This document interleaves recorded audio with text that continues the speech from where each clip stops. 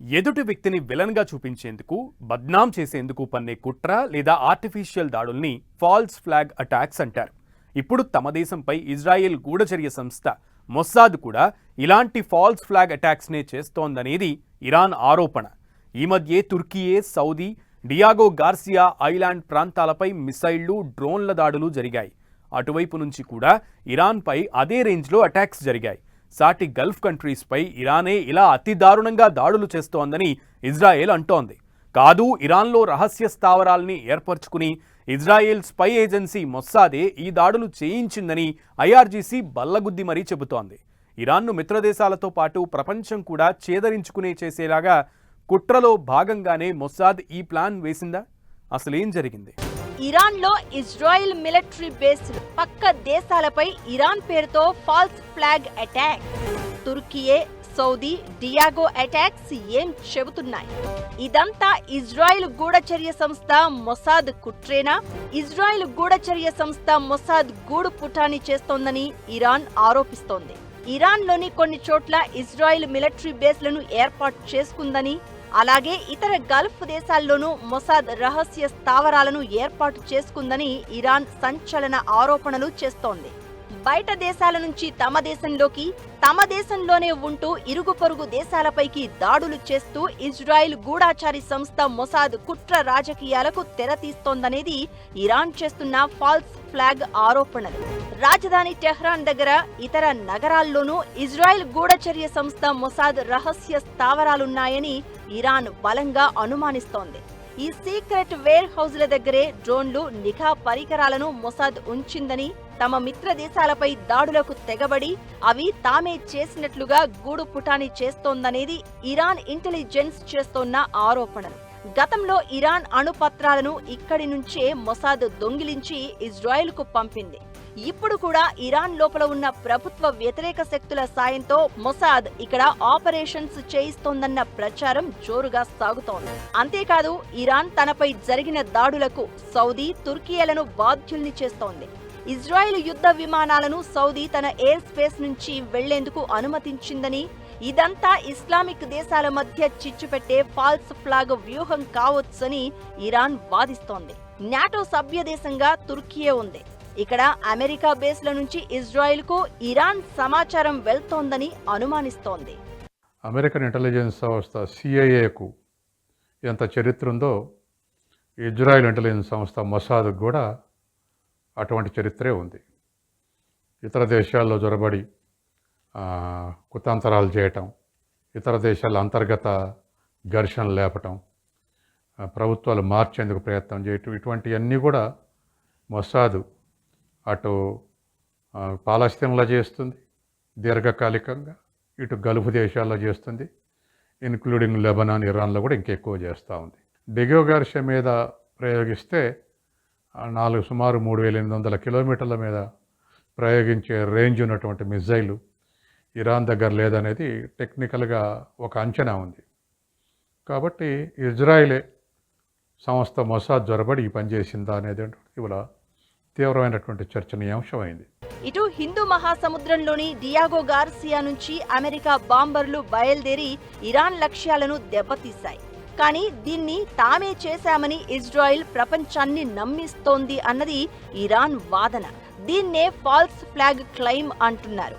అంటే దాడి చేసింది అమెరికా అయితే ఆ పేరును ఇజ్రాయెల్ తమదిగా క్రెడిట్ చోరీ చేసి వాడుకోవడం అన్నమాట. యుద్ధంలో ఫేస్ టు ఫేస్ అటాక్స్ వేరు, ఫాల్స్ ఫ్లాగ్ కుట్రలు వేరు. ఇజ్రాయెల్ మొసాద్ ఇది చేసే డెడ్లీ ఆపరేషన్ల గురించి ప్రపంచానికి తెలియంది కాదు. ఇరాన్ లోపల మొసాద్ ఉనికి ఉందన్నది నిజం. ఎందుకంటే శత్రువుల గుండెల్లో కూడా భయం పుట్టించేలా ఆపరేషన్స్ చేయడంలో ఇజ్రాయెల్ గూఢచర్య సంస్థ మొసాద్ ఆరితేరిన మొండి ఘటం. ఇరాన్ చేస్తున్న ఈ ఫాల్స్ ఫ్లాగ్ ఆరోపణలు జియోనిస్ట్ ట్రిక్స్లో భాగమే కావచ్చు. కానీ పొరుగు దేశాల్ని కూడా ఇరాన్పై వ్యతిరేకత వచ్చి చీకొట్టేలా చేయడమంటే ఇది మొసాద్ ఎంతలాగా ఇలాంటి కంట్రీ ఆపరేషన్స్లో రాటు తేలిందో అనేది ప్రపంచం ఇప్పుడు ఆశ్చర్యంగా చూస్తున్న అంశమైంది.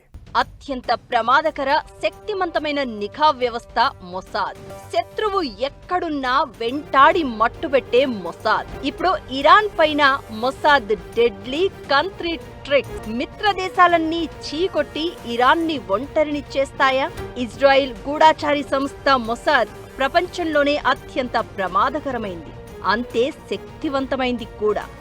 శత్రువు ఎక్కడ ఉన్నా సరే వదిలిపెట్టే ప్రసక్తే లేదు అనే సిద్ధాంతంతో మొసాద్ చేసే ఆపరేషన్లు హాలీవుడ్ సినిమాల్ని తలపిస్తాయి. పైగా ఉగ్రవాదుల్ని ఏరివేసేందుకు మొసాద్ వేసే ఎత్తులు ప్రత్యర్థులకు అంతు చిక్కవు. సైలెంట్ గా వెళ్లి వైలెంట్ గా పనిని పూర్తి చేయడం మొసాద్ డెడ్లీ ఆపరేషన్స్ లో భాగం. Operation wrath of God, Adolf Eichmann kidnap, operation Entebbe, operation Susanna, Iran అణుపత్రాల దొంగతనం, ఇలా అంతు చిక్కని ఆపరేషన్స్ తో మొసాద్ శత్రువుల గుండెల్లో నిద్రపోతోంది. ఫాల్స్ ఫ్లాగ్ ఆపరేషన్స్ లోనూ ఇజ్రాయెల్ కు కొన్ని ఘోర పరాభవాలున్నాయి. 1954లో ఆపరేషన్ సుసాన్నా పేరుతో ఈజిప్టులో వరుస బాంబు పేలుళ్లు జరిగాయి. కైరో, అలెగ్జాండ్రియాలోని సినిమా హాళ్లు, లైబ్రరీలు, అమెరికా, బ్రిటిష్కు చెందిన సాంస్కృతిక విజ్ఞాన కేంద్రాల్లో ఈ దాడులు చేసింది. దీని ద్వారా ఈజిప్టులో అస్థిరత ఉందని చూపించే ప్రయత్నం చేసింది.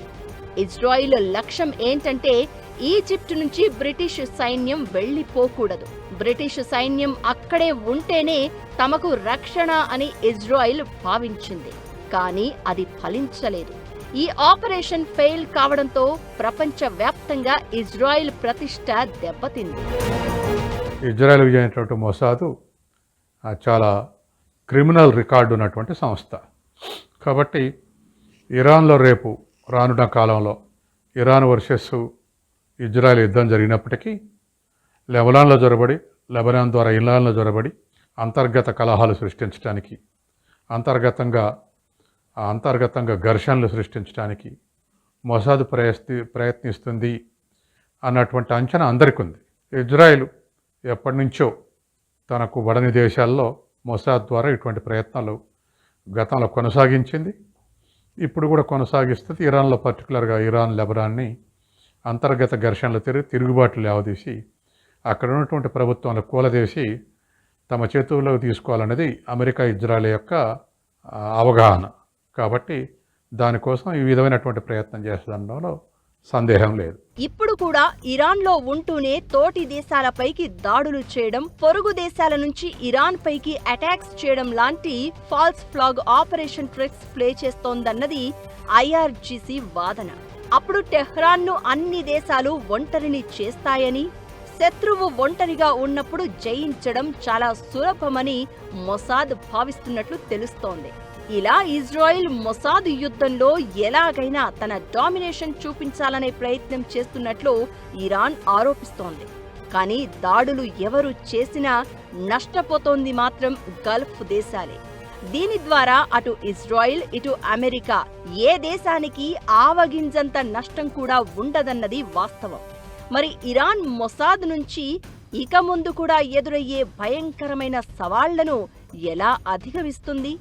ఇస్లామిక్ దేశాల మద్దతును ఎలా కూడగడుతుందన్నది ఈ యుద్ధ వాతావరణంలో ఆసక్తి రేపుతున్న అంశం.